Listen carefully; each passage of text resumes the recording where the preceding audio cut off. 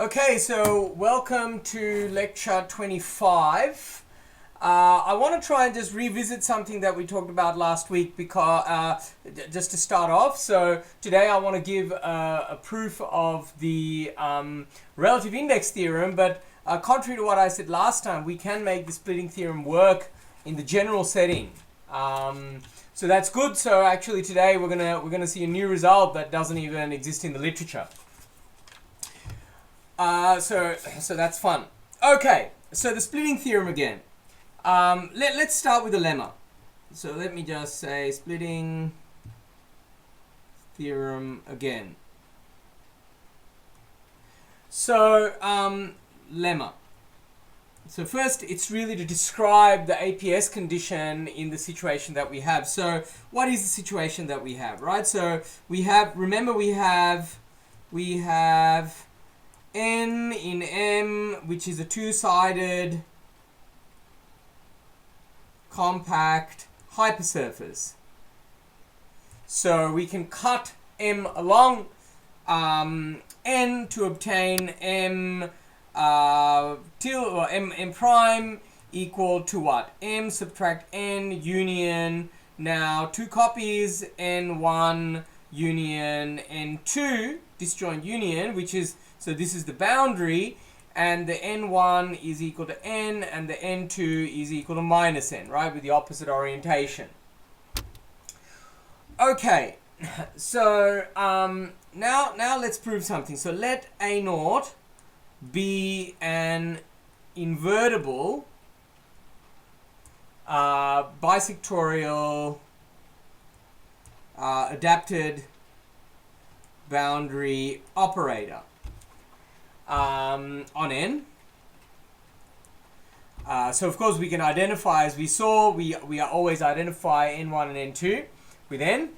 And as we saw last time, this object is an adapted operator on this new manifold M prime, right? Is an adapted boundary op, also invertible bisectorial, on the boundary N1 disjoint union N2. Then BAPS of A is equal to H half of NE. Okay, so that's the claim. And furthermore, the index of the matching boundary condition, D prime BM is equal to the index of DBAPS of A. So typically we know that you cannot have an APS, you cannot have a, if you look at the check space, H half is dense in the check space. So ordinarily you cannot have H half being a closed, it cannot be a boundary condition, right? But that's actually not what's being said here. This H half is on N, and the boundary consists of two copies of N. Okay, so this is why this is not a contradiction. So let's just calculate it, right? So what is the BAPS of A? So because it's invertible bisectorial, we don't need to make this cut at this value A. We can make the cut at 0. So this is just going to be a H half on the boundary. And what's that? So this is going to be chi minus of A naught plus negative A naught of H half of N1 disjoint union N2, landing us in E. And this is exactly equal to what? This is H minus A naught H half of N1 of E plus chi minus okay, so there's a minus sign here, A naught H half of N2 of E. But of course we identify N1 and N2, right? So this is now just going to be chi minus A naught H half N of E plus, so this is a chi minus. So now we have a negative sign here, so the sign flips, right? So now we get the positive projector here, H half N of E. But now we have the chi minus and the chi plus. This is a projection on h half, so this is precisely equal to h half n of e. Okay, for the second part of the statement, the index, so let v plus minus, so we've already seen this, right? So this is chi plus minus of a naught L2 N1 of E plus chi minus plus A naught L2 N2 of E, right? I'm leaving the N1s and the N2s there just to, you know, keep track of on which boundary part we're acting on, but of course they're identified with N still. And define G equal to ID with respect to the splitting. Okay, so this is of course mapping from V minus to V plus, but of course V minus and V plus can be identified exactly because of this, right? Because the chi plus and the chi minus both appear and the N1 and N2 can be identified with respect to each other. So then what is the graph? So UV plus GUV is equal to UV plus VU, which is just U plus V, U plus V. Okay? So that tells us that the matching condition is precisely just graph of G restricted to H a half. So now we let Bm of S be equal to graph of SG H half. And now we have, so this is a continuous deformation of Bm to Bm0. Right? But what is Bm0? Bm0 is precisely equal to BAPS of A. Okay? Because what is V minus intersect H a half? That's exactly just chi minus A naught of H a half and chi plus A naught of H a half. So this is just BAPS. And so Bob's your uncle, right? We have that from the previous theorem. We have that the index of D Bm prime is equal to the index of D BAPS of A. Okay. So now let me just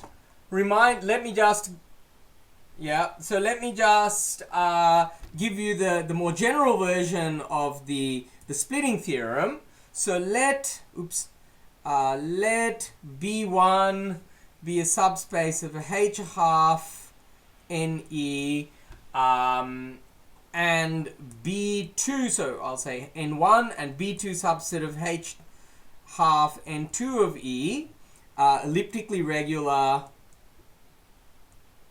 boundary conditions. And then suppose that on identifying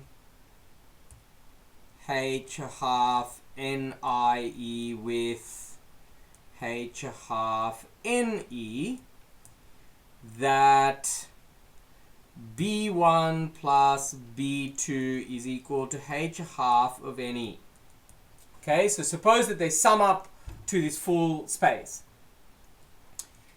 Then for D dagger coercive at infinity, we have that the index of D is equal to the index of D prime B1 plus B2. Okay? So, I mean, it's cheating a little because B1 plus B2 here is just really H a half. So that's really the APS condition. So the crux of this is that this is just the APS condition, right? So let me just comment on what we did extra last time just to put it into context. So just the proof. So from lemma, B1 plus, well, H half NE is equal to BAPS of A on making a choice of A, right? So let's choose A, and this is now, and so BAPS of A is equal to B1 plus B2. So immediately the conclusion follows, right? So immediately, so the main point here, I should say, so the main point here, and the matching boundary condition enters the picture to prove that the index of D is equal to the index of dBm, or D prime Bm. And so then it just simply follows, and then the conclusion follows, right? So there's really nothing to do. So what we did last time, so compared to last time,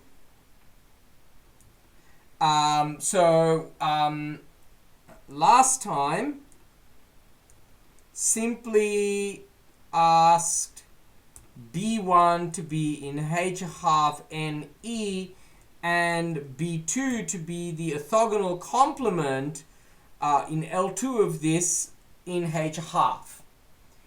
And so really, so what we proved was that B1 plus B2 is actually equal to H half. Okay, so it's not immediate that if we annihilate in L2 and intersect with H half, that we're going to get this nice decomposition, because we don't know, I mean, we have a certain splitting, and we don't know how this splitting is going to descend down to projections at the H half level. So we certainly can write L2 as the closure of B1 plus the complement of B1 in L2. But whether this restricts nicely to H half is not something that we know. And that's where we use the graphical decomposition to prove this. But actually we don't need this, right? So really what we need is for the choice of B1 and B2 to be some spectral projectors, right? If that's the case, then everything goes through. Okay, now we get from something called the splitting theorem to the so-called decompositions theorem, right? So let's make some further geometric assumptions. Let us now assume that M can be written as the union of M prime and M double prime, where N is equal to the boundary of M, which is equal to the boundary of M double prime, a compact hypersurface. What is that? Okay, sorry, let me just close. Okay, so we have H, EF, FH, sorry, EHE and FHF with a Hermitian, say mu, a density, and D, say a differential operator from E to F, all induce objects E prime, E double prime, F double prime, etc. on M prime and M double prime, right? That's just by pullback, okay, or restriction, whichever way you want to see it. So there's nothing controversial there. So the corollary now we get, let A naught be an invertible bisectorial adapted boundary op on N. Okay, so I of course I'm choosing an orientation, right? So N pointing into partial m prime. And of course now the negative a naught is going to have to point into partial m double prime, right? As above. Okay, so we're using the geometric setup from above. So assume that d dagger are coercive at infinity. Okay, we always need this so they have an index. Then on letting b1, so we now make a choice, chi minus a naught of h half ne, and b2 equal to chi plus a naught h half ne. So this is what? So let me just really emphasize that this is chi minus a naught h half partial m double prime e, right? So this is chi minus a naught h half prime e. Okay, so these are just the way that we see these two different boundaries. We obtain that index now of the operator d is equal to the index of d prime b1 plus the index of d double prime b2. Okay, so this is, I'm just going to leave it because it's immediate, right? Follows from d equal to d prime plus d double prime, right? I mean, we only have, so this geometric setup where we have the m prime and the m double prime and they intersect only on this hypersurface really means that this is splitting the manifold into two connected components along this hypersurface. Okay. So now we need to make a definition in order to proceed. So definition. Let M1, M2 be manifolds.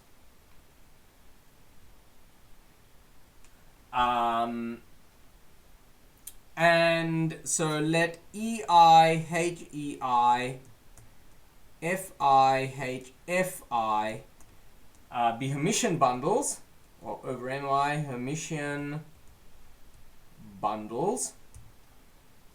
And let DI be, well, it doesn't need to be order 1, but we're going to deal with order 1 operators, so let's just keep it. And KI in M, a closed subset. MI, closed subset. Then we say that, yes,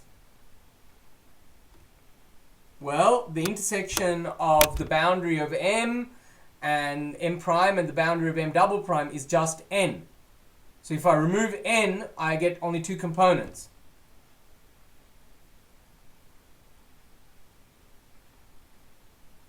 N is the full boundary this time, precisely.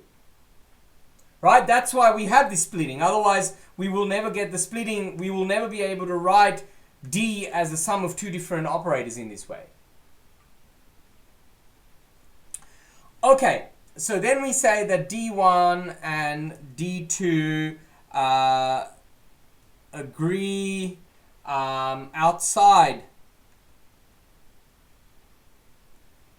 K1, K2 if, so the first thing is we want the existence of a diffeomorphism M1 minus K to M2 minus K 2, which is a diffeo.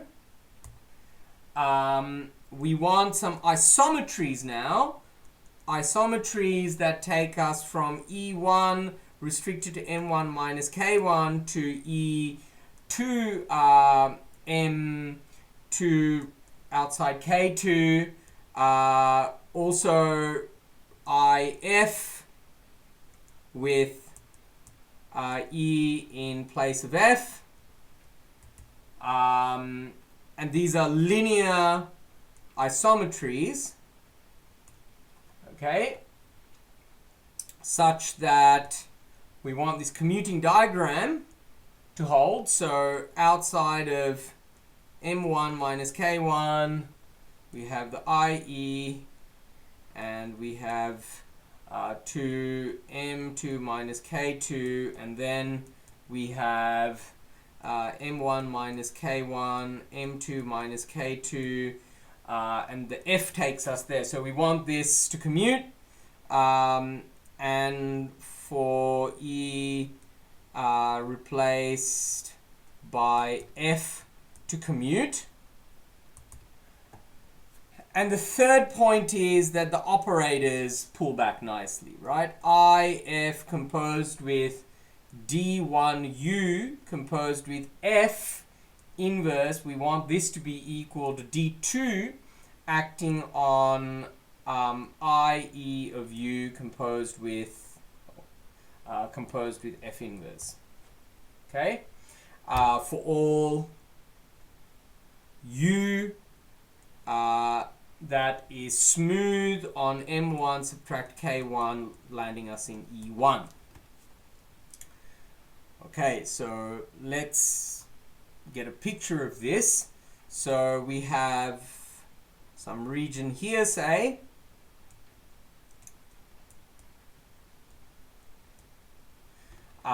which, okay, so let me double this.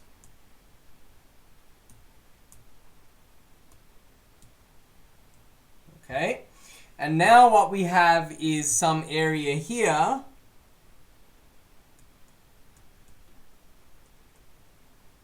right, so maybe I'll draw this in a different color. So this is my N, so this is my N, and this is my K1. And then here I might have some other thing.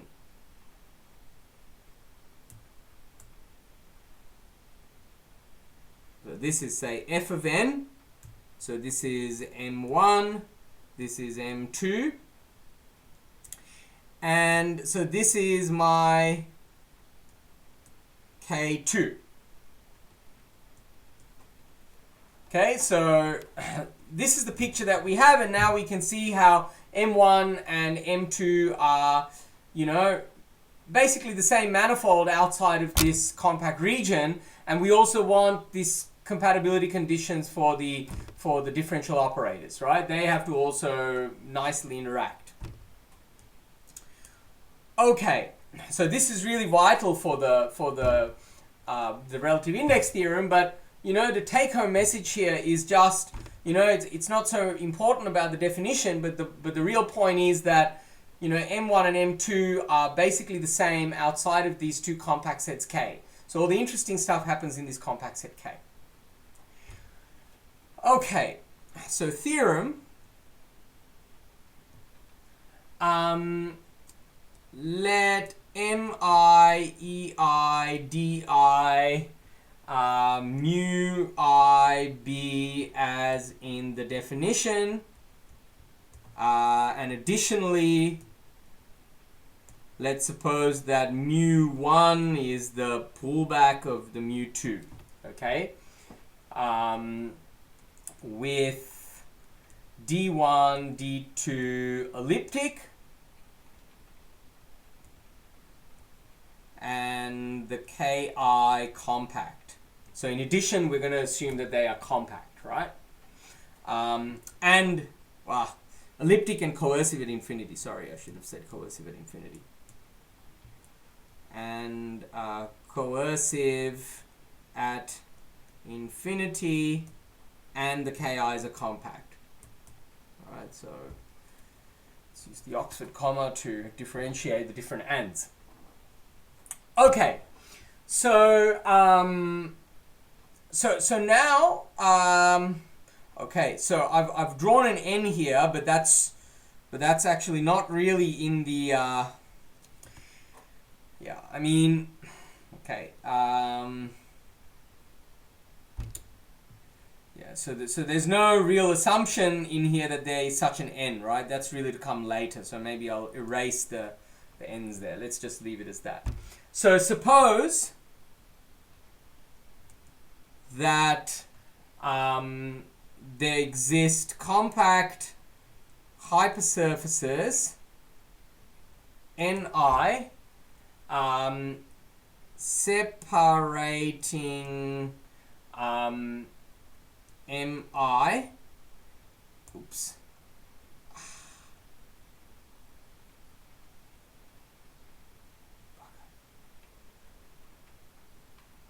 Okay. Into Mi union Mi double union with the boundaries of Mi being equal to this, double prime equal to this Ni, and we want that the Ki is contained in the interior of the Mi. Okay? Mi prime, sorry. So in this picture, if this is the set K, we would want the Ni not to be this blue set here, right? It would be slightly outside. Because we want this to be strictly contained in the interior. Okay, denote the induced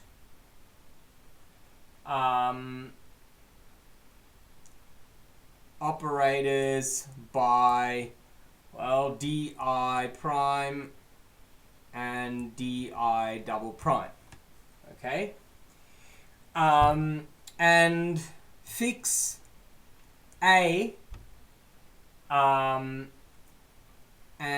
invertible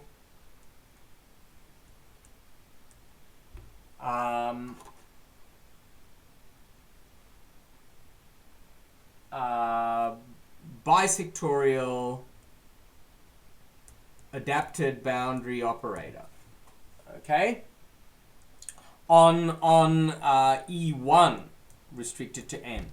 Okay, so let B1 be equal to now the boundary condition chi minus A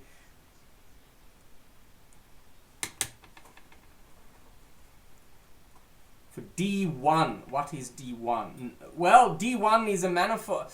So, okay, so D1 is, so I should say, I should really say,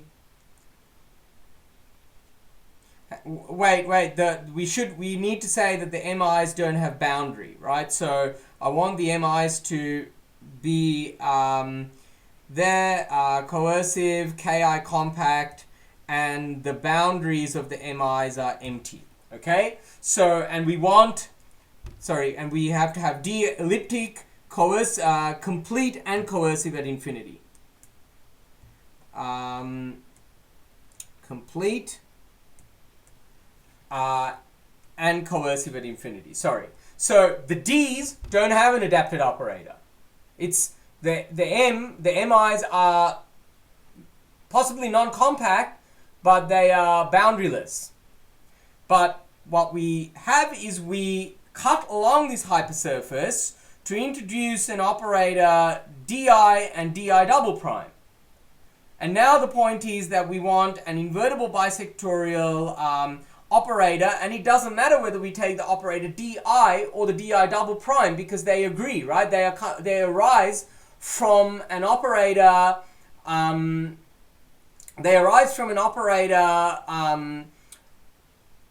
D.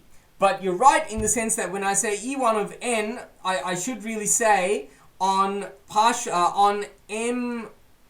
Mi prime, because that's the orientation I want, right? I want it to point inwards, so the adapted boundary operator is obtained once we fix inward pointing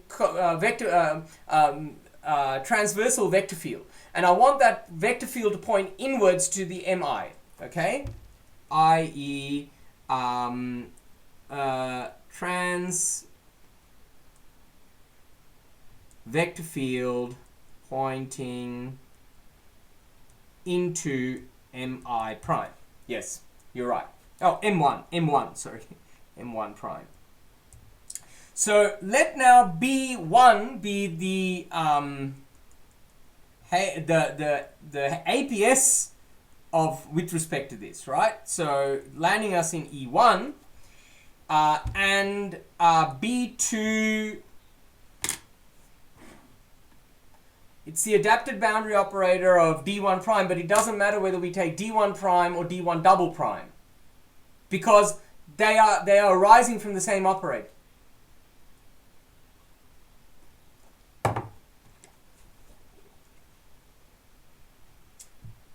Yeah, but it doesn't matter which operator it is, because, I mean, yes, but there's nothing else there that could be, I mean, there is only one object here. There is D, we're talking about M1, there is an operator D1, it cannot be anything else.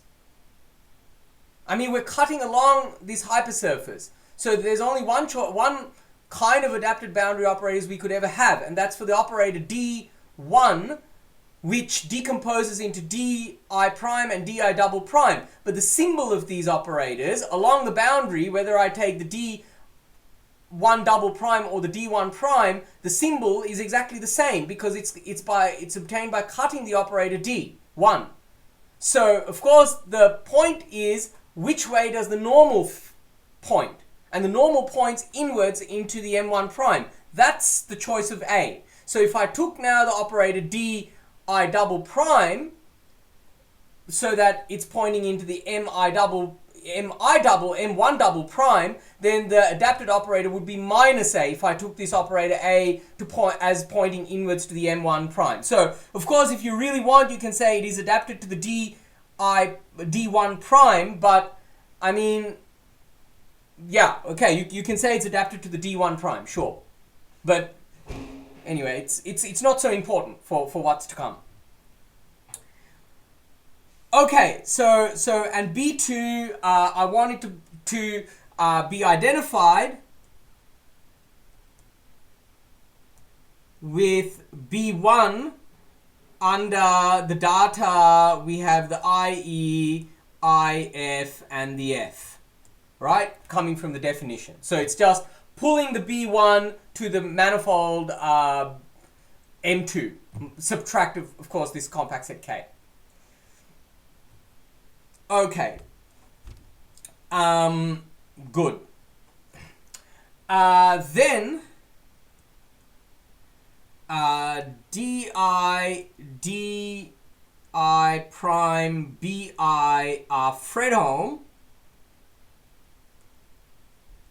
operators, and the index of D1 minus the index of D2 is equal to the index of D1 prime B1 minus the index of D2 prime B2. Okay, so what has happened here, right? So what is really happening, right? So let's have a picture before we go on to the proof. So we have this compact region, this region, say K1. Maybe I should draw this in a different color. So we have this region K1, say, is a compact region, and then we have this manifold like this here. So I should have drawn this first, so I could just do some copying and pasting. Duplicate. Bugger. Alright. Duplicate. Alright. So let's take this K1.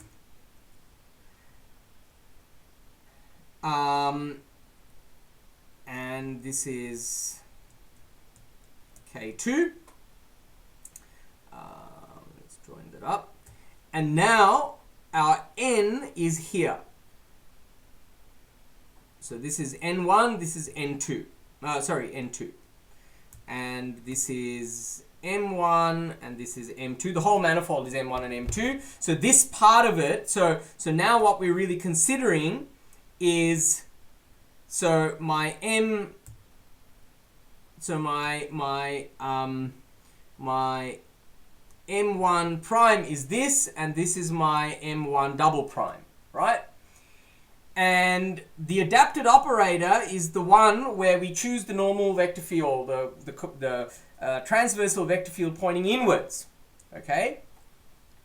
So on here we have a big operator D, and so here we get the operator D1 prime, and here D1 double prime, right? And of course we have that in the hypothesis that outside of these sets K, D1 and D2 can be identified. So in particular, D1 double prime and D2 double prime can be identified.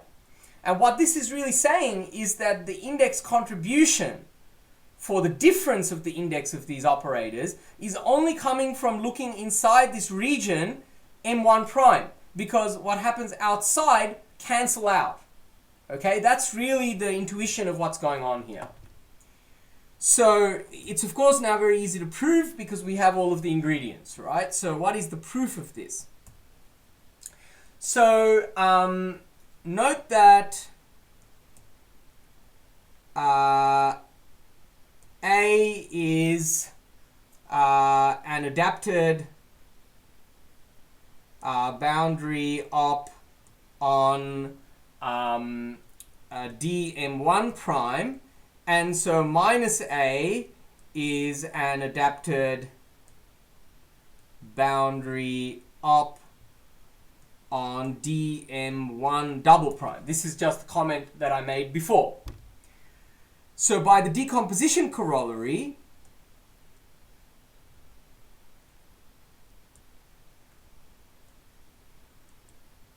if we choose choosing B1 prime equal to B1 and B1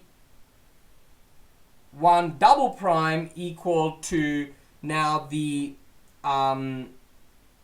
okay, maybe, and I'll write it here, B1 double prime equal to chi plus of A, because we're using the negative A as the adapted operator now, so it's still the APS condition but for the negative operator, h half of partial m double prime 1 E, which is still equal to chi plus of A h half of n E, right? So that doesn't change.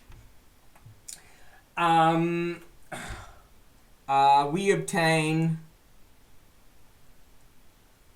what? We obtain that the index of D1 is equal to the index of dB1 prime prime, 1B1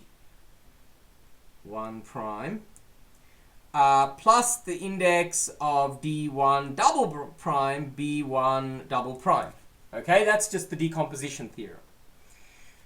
So now, since D1 and D2 agree outside K1, K2, they certainly agree on M1 double prime and M2 double prime, right? So agree on meaning, okay, M minus the manifold M1 prime and the M2 prime, right? So outside, well, agree, I should say outside M1 and M1 prime and M2 prime, okay? They certainly agree outside of that. Good. And therefore,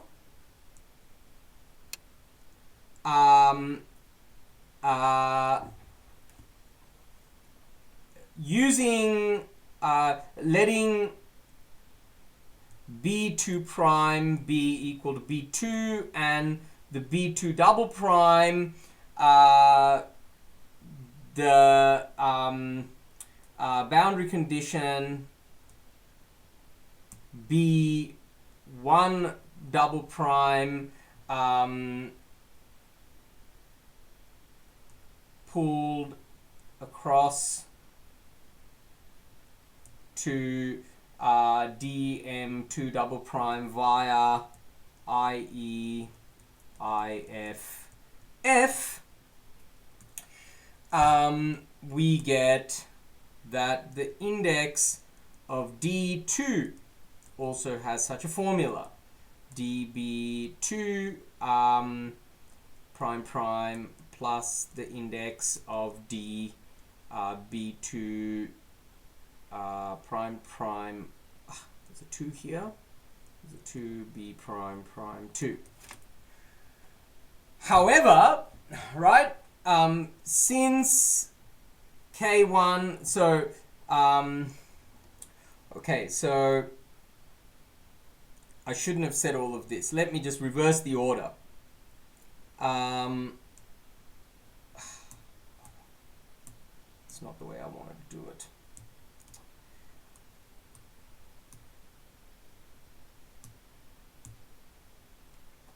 So let B1 and B2 be the boundary condition like this. And now I want to say this, right? Now, how do I paste? Now I say, since D1 and D2 agree outside of these sets, they certainly agree outside of M1 and M2, and that means, by the way that we've set things up, that the index of DB1 B double prime prime prime is equal to the index of D2 B. Okay, that's a 1, that's a 2 double prime. So then, by taking the difference, we have exactly what we want, right? By taking difference, obtain conclusion. Okay, so this, in the setting of the spin-Dirac operator, or maybe Dirac type operators, is actually called the phi relative index theorem of Gromov and Lawson.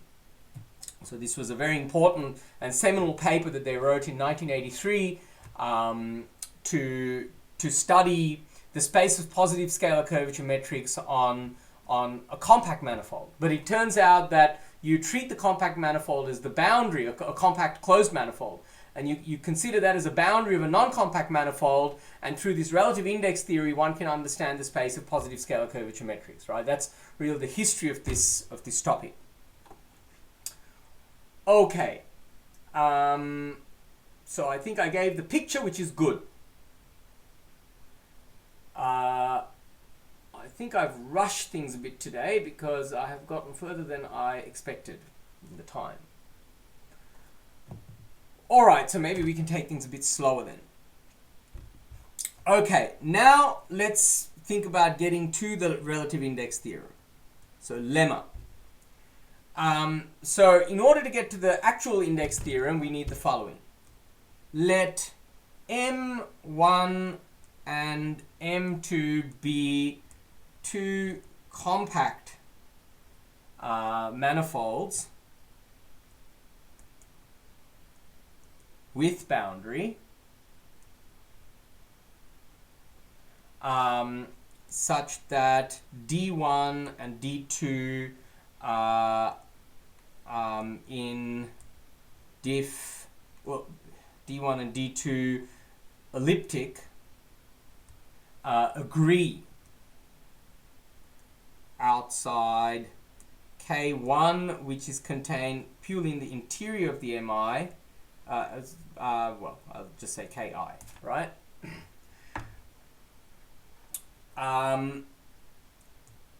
Then there exists an Mi tilde with the boundary of this Mi tilde being empty, so closed, well, I should say compact, with, so it's closed, such that the following holds. So first, we have that Mi contained in the Mi tilde, the bundles also extend, okay, and He, so the extended metrics So they extend smoothly, are smooth with, well, maybe I should make this a second point actually, sorry.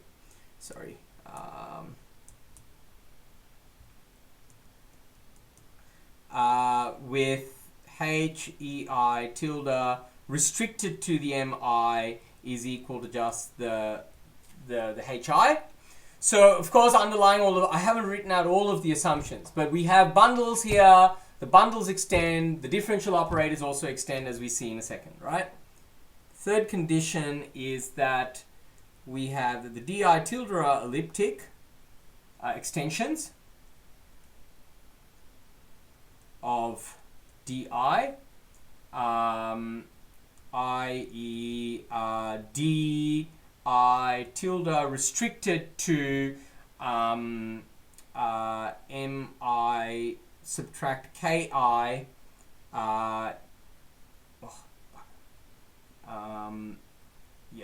KI are equal to DI, right? So outside of this compact set, they agree. In fact, we already have language for that. And the third point I want is that, sorry, that's not what I want. Sorry. So these are elliptic extensions of the DI and the DI tilde, so the DI1 and D1 and the D2 tilde agree outside K1, K2, okay? Not that they are restrict to something, they agree outside of this set, right? So we're back in this language where away from some region, the operators agree. And the fourth point is that the DI tilde restricted to the KI is equal to DI restricted to the KI, okay? So what are we really saying? So we're saying that, okay, so maybe, what should I do, the proof first or?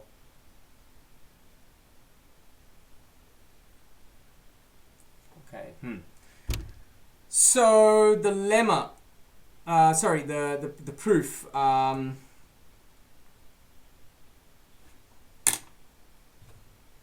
yeah, okay, let's not say extensions. Yeah, but this is being pedantic. It doesn't matter. I mean, it's just to point things out. These are elliptic, these agree, and then the fourth point says that they're extensions. It's just so we can recall these things, right? I shouldn't have written it like that. That's just, you know, yeah. Okay, anyway, the proof sketch. So take MI, so one of the manifolds, and M1. So we take, maybe, I mean, if I is equal to 2, we take M2 and M1, not M2, okay? Call it MI second. Okay. And define MI tilde equal to MI, and now I'm going to union across the N because they have the same boundary, right? So that's the second, the copy of M1. Call it, just so we have a symbol, let's call it M1 second. Otherwise we're going to get confused which is the second copy of the M1. Or the copy of the M1. See, if we have M1, we have M1 and M1. If we have I equal to 2, we have M2 and M1.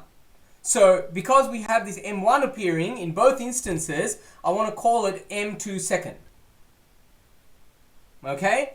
And now let's just do this by identifying along the boundary.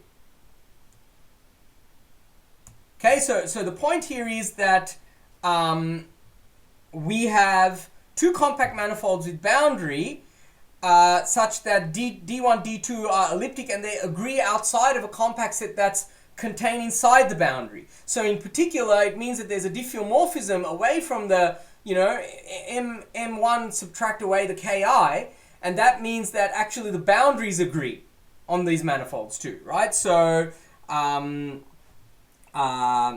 this can be done since m1 subtract k1 or mi subtract ki and m1 subtract k1 are identified,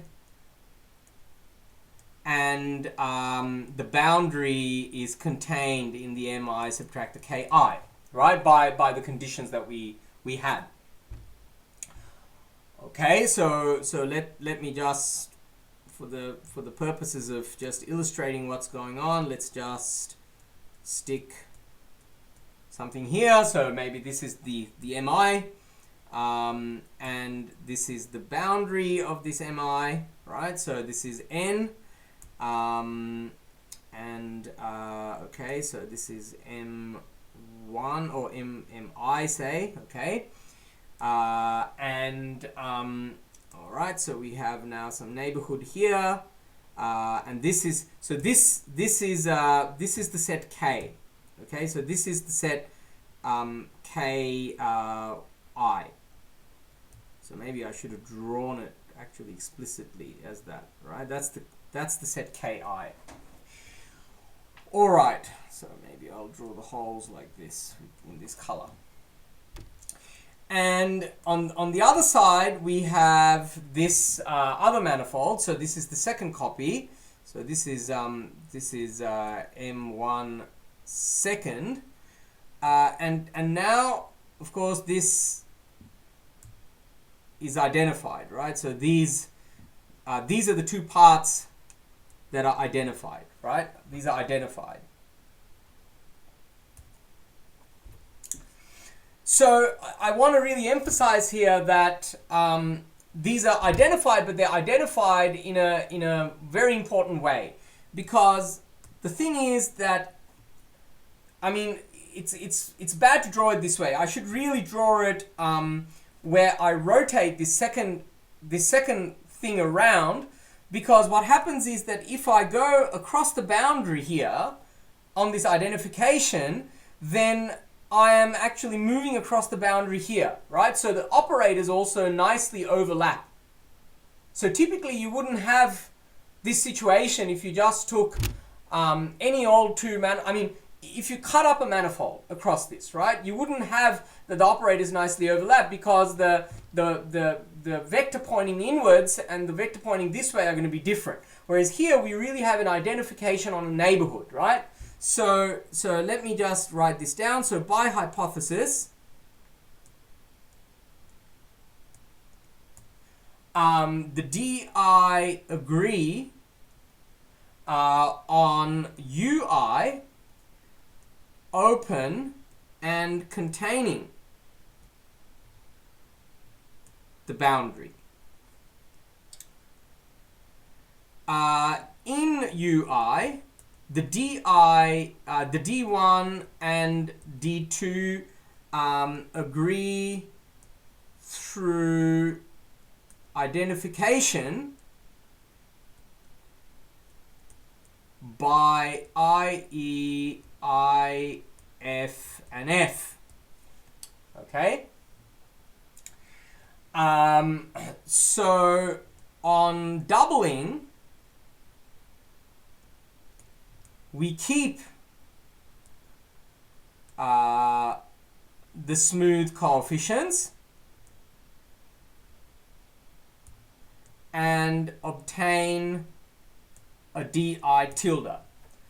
Of course, since we're now working in the world of general operators, even if this was not the case, right? Suppose we did a double. Typically when you double an operator, I mean, typically if you have a geometric object like a manifold and we double it, at the level of the differentiable structure, you would get a smooth object. However, the metric, for instance, would not be smooth. Okay, if you didn't know that things agreed nicely on a neighborhood of the boundary. So in that case, what would happen is that maybe the coefficients are going to be continuous. So if you were sticking to the Dirac type world, which was where these theorems were originally proved, of course it's not important for this, but if you were doing this in the Dirac type world, then you might be stuck. Then you need additional assumptions, like you have some sort of matching conditions or whatever in order to get smooth coefficients. However, since we can deal with general operators, you could always, if it was the case that you doubled the operator and you found that across the boundary the regularity of the coefficients deteriorated and they became continuous, you could always mollify along the boundary and choose a parameter small enough that you don't destroy the ellipticity, right? There's only going to be finite many contributions because it's a compact boundary, and you still end up with an elliptic operator. You may no longer have that it's Dirac type if you started off with something Dirac type, but that's really the strength of what we've been working with. We can deal with just general first order elliptic operators without having to care for extra structural conditions. And all of this theory would still apply, right? So I really want to just make that remark. In our case, we don't have to have that. We keep the coefficients smooth. And similarly,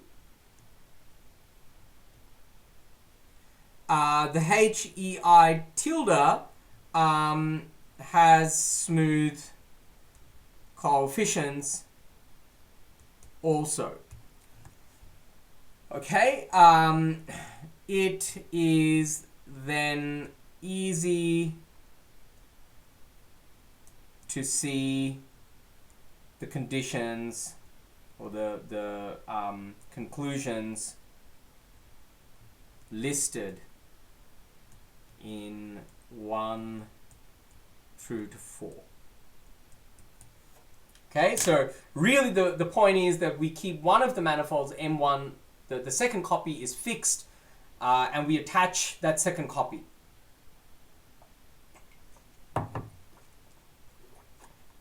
Okay. So now let us finally prove the relative index theorem. Originally proved by Gromov and Lawson, their proof methods were vastly different. The boundary value problems proof was given by Christian Baer and Werner Baumann, to the best of my knowledge, and that was really a reason for the graphical decomposition, right? So let me make a remark on that as we go along. So at this level of generality, it's actually a new result. So I realized that as I was preparing for these lectures that actually we could really do this in generality. So it's nice to have a research level lecture series where we actually get a new result. Okay, let M1, M2 be measured manifolds, and DI in diff EIF I, so diff 1, elliptic measured boundaryless manifolds. Sorry, is empty. Elliptic complete and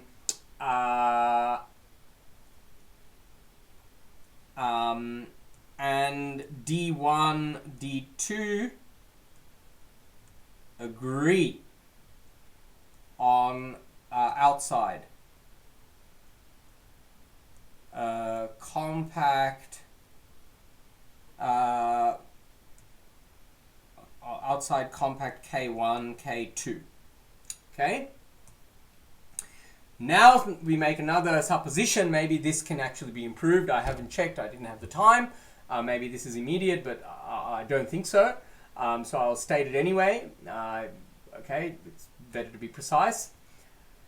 Suppose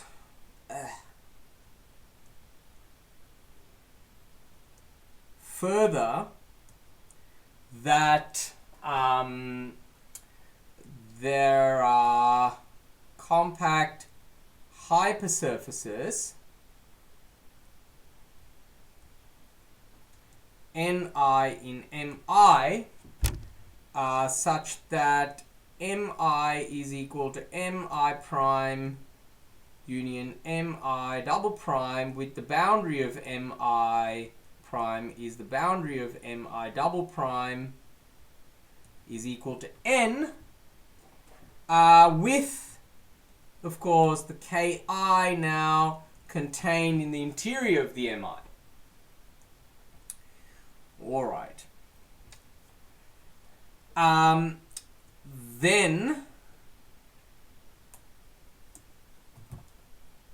D1 is Fredholm if and only if D2 is Fredholm.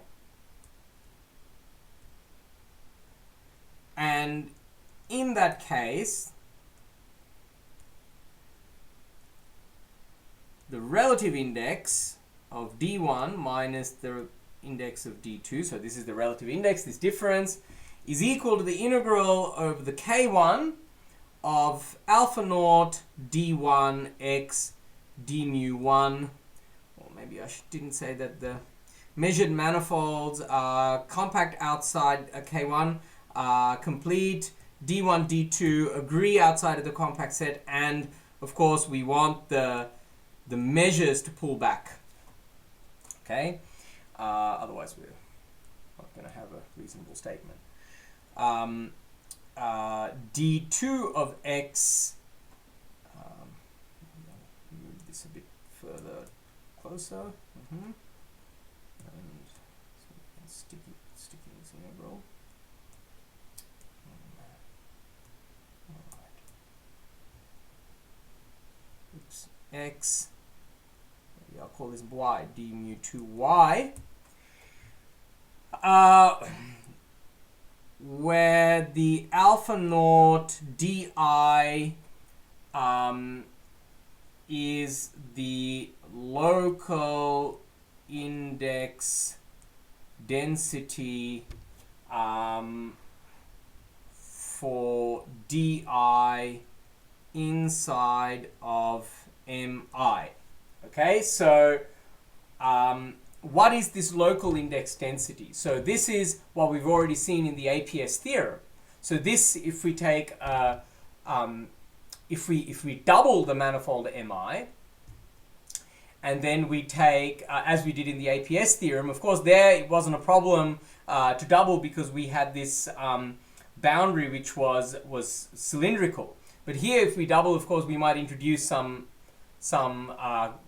regularity issues with the coefficients. Nevertheless, this can always be fixed through this multiplication procedure I told you about, because, I mean, the Ki is strictly contained inside this manifold with boundary. So it doesn't matter really what happens close to the boundary, right? We can always deform the boundary a little bit, near the boundary. And so this is really the coefficients in this heat kernel expansion, right? They're the constant terms in this heat kernel expansion. And since we're just concentrating on this interior part in M1, I didn't want to write all of the doubles and everything here in the statement of the theorem, but you know, I'll say it in words. Okay, so proof. So since, well, we're looking at the we're looking at the relative index, right? We're looking at the difference between the indices of two different operators. They're two different operators that live on two different manifolds, and we're looking at the relative index of the two.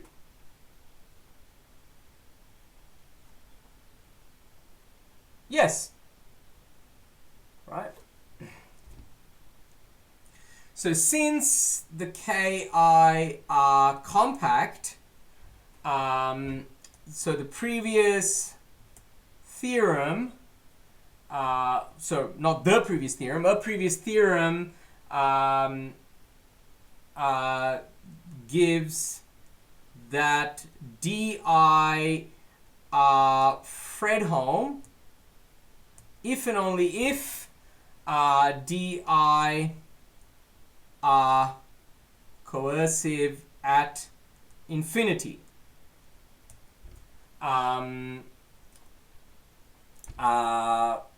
Okay. So, I mean, say with respect to set ki tilde, okay, in the coercivity definition, but ki union ki tilde is still compact,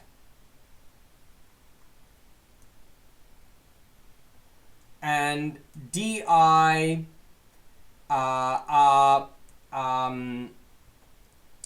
coercive at infinity with respect to, of course, if it's coercive at infinity with respect to a smaller set, is going to be with respect to a larger set, right? Ki union ki tilde, and hence D1 is Fredholm if and only if D2 is Fredholm via previous result.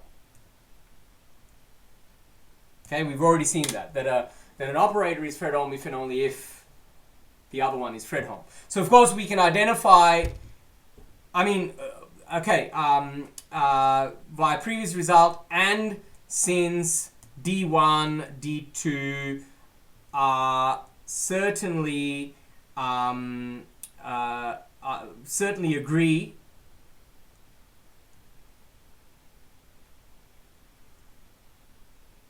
outside K1 union Ki union Ki tilde, right? So they agree outside of Ki, so they're going to agree outside of a larger set. Okay, that gives the Fredholmness. No, a larger set. Because they agree outside of something. So if we have a smaller set, they agree outside of something, we enlarge that, they're going to still agree outside of that. Yeah. Okay. Now, what do we have? Now, from the previous theorem,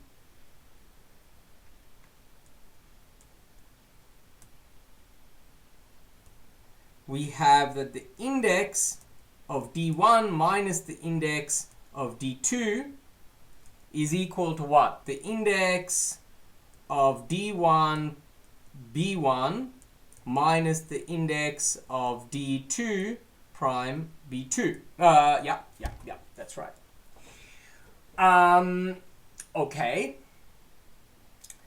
So now apply the lemma to obtain M1 tilde di tilde. Okay. But mi tilde is closed. Well,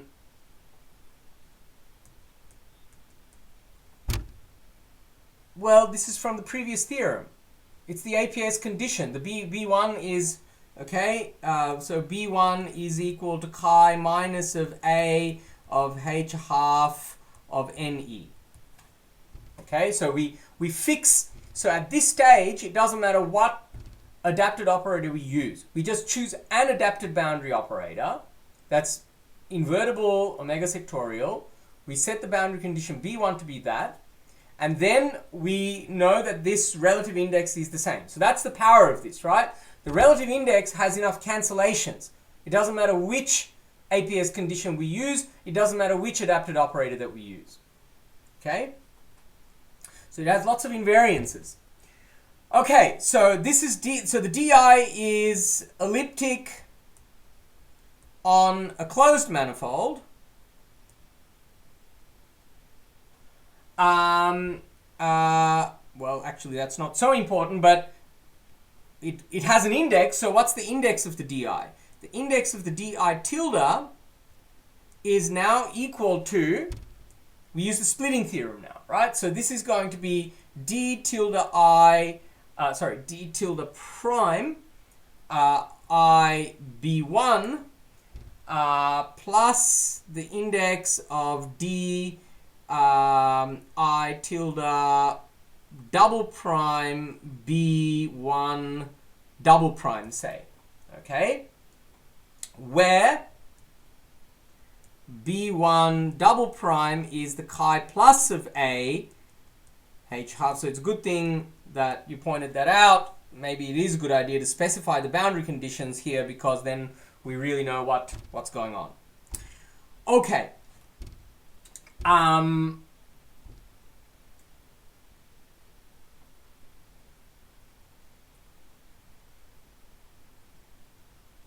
So what do I have now?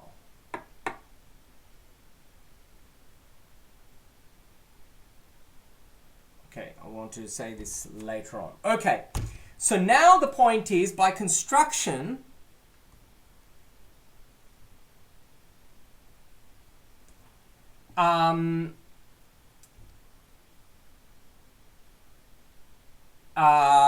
we have that the di tilde and di agree outside of k1, k2, or ki, well, sorry, d1, I tilde, d2 tilde outside of k1, k2, and in particular on mi double prime, m1 double prime, and m2 double prime. Okay, so they agree on that. And so the boundary conditions now on these respective operators also tally up. So what we get is, therefore, the index of d tilde double prime 1 b2 is equal to the index of the d tilde double prime 2, I should put up b2 double prime, sorry, this is b1 double prime and this is b2 double prime, right? So b2 double prime is just where we take the boundary condition that we have, the b1 double prime, across this data, i.e. if and f, right? Where b2 corresponds to b1 double prime via i.e. if and f. Okay. Therefore, what we have is that the index of d1 minus the index of d2 is now, d1 b1 prime minus d1 d2 b2 prime is the index of, how do I have it? Just a minute. Sorry, I had it the right way.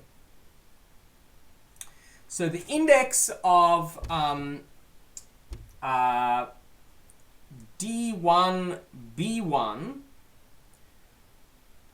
minus the index of d2 b2 prime is equal to the index now of d1 tilde minus the index of d2 tilde.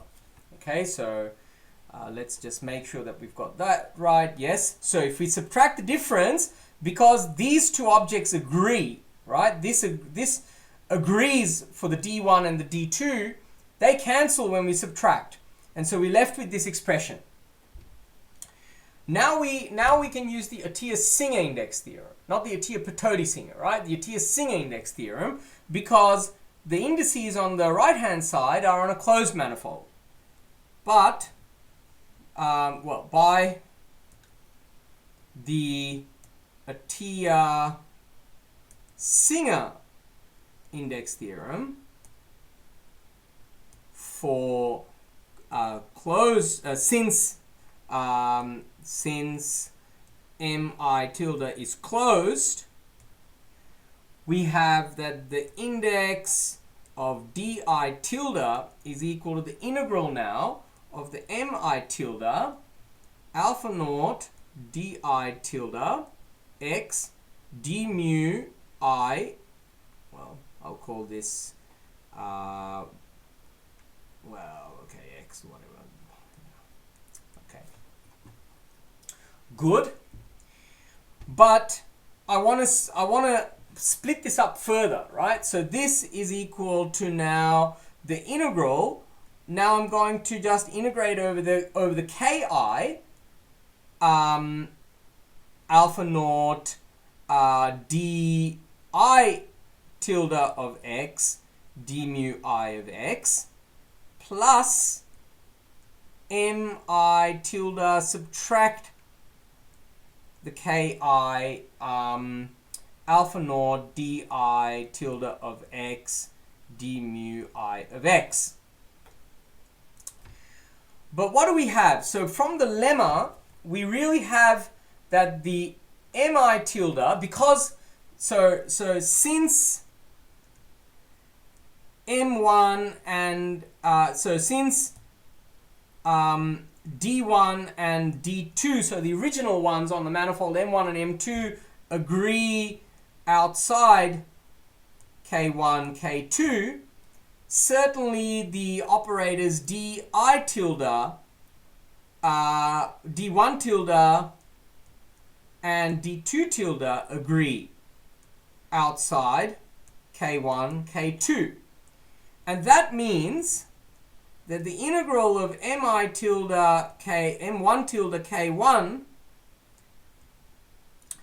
of the alpha naught di tilde of x d mu 1 of x is equal to the m2 tilde, because we can pull everything back, right? This is where I also wanted the measure to pull back nicely. Everything pulls back now. Alpha naught d2 tilde of x d mu 2 of x. Okay, or maybe call this y, just to avoid confusion. So these parts, if we now subtract the indices, these two parts cancel, and so what do we get? So then we get that the index of the d1 tilde minus the index of the d2 tilde is actually just equal to the integral over the compact sets. So, okay, so also I should say, also di tilde is equal to di on ki. So that means that and this is, okay, so I'll make a remark. So after the proof, so we have this is equal to alpha naught of di of x when x is in ki, right? So then the difference is really just this d mu 1, sorry, this is 1 of x minus k2 alpha naught d2 of y d mu 2 of y. Okay?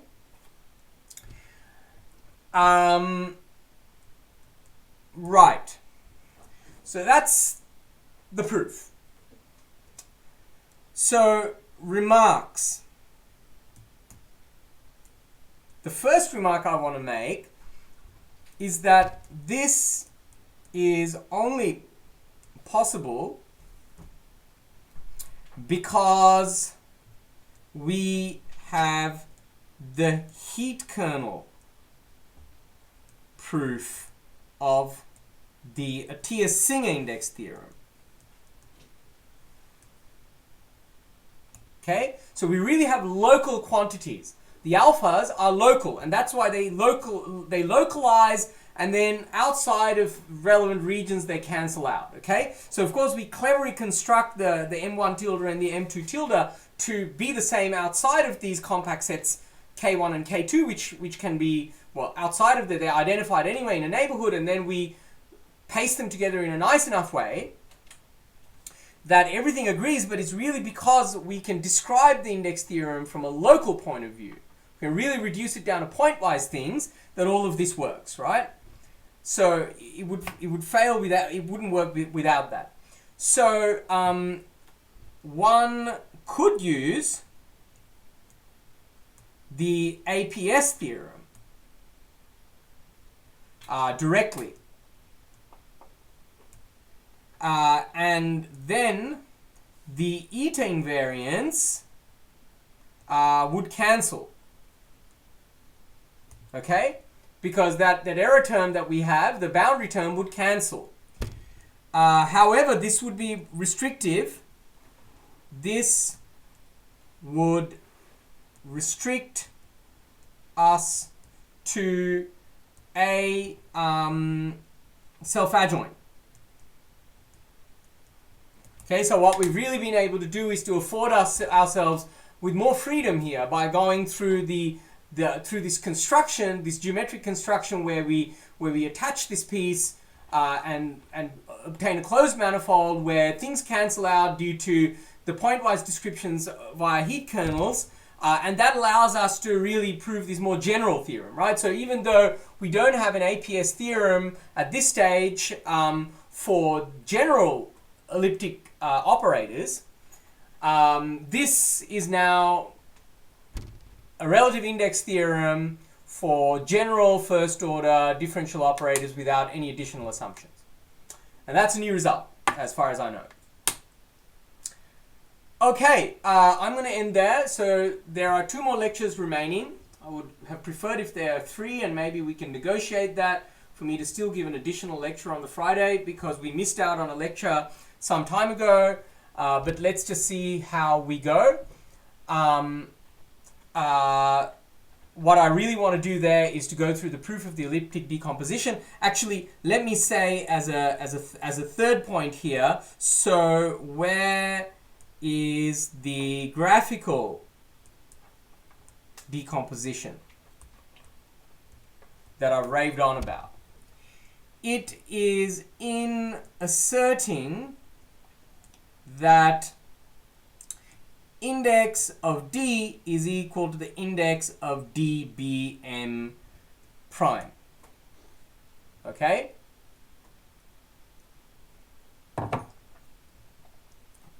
The difficulty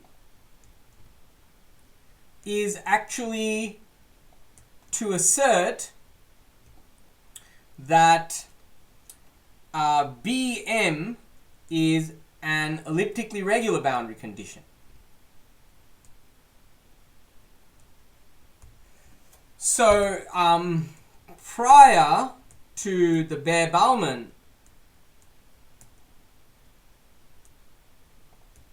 boundary conditions were typically written as B equal to P of H half of over the boundary, where P is a pseudo diff projector of order 0.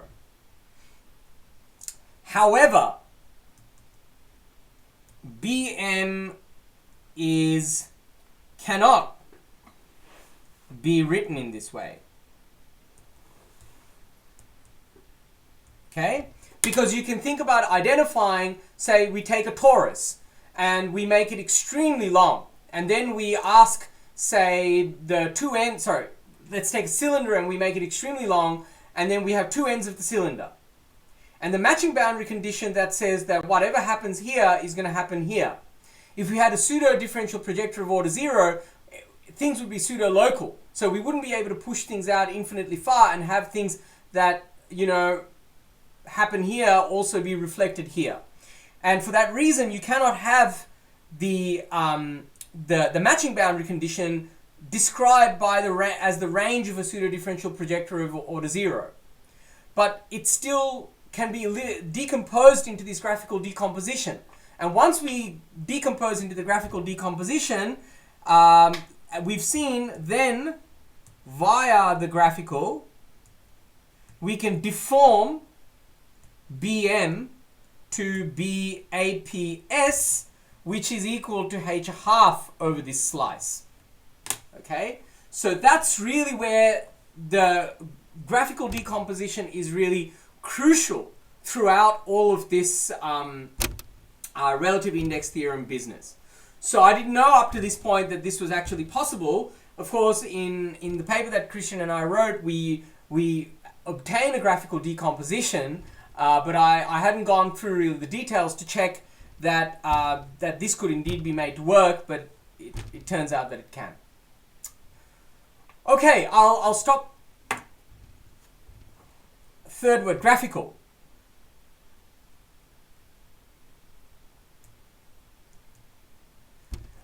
Decomposition.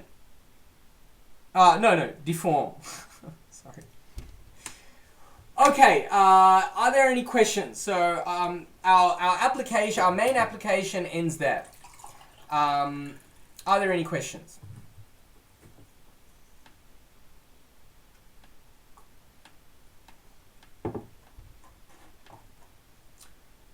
Okay, if not, we'll stop there and meet next week. Thank you.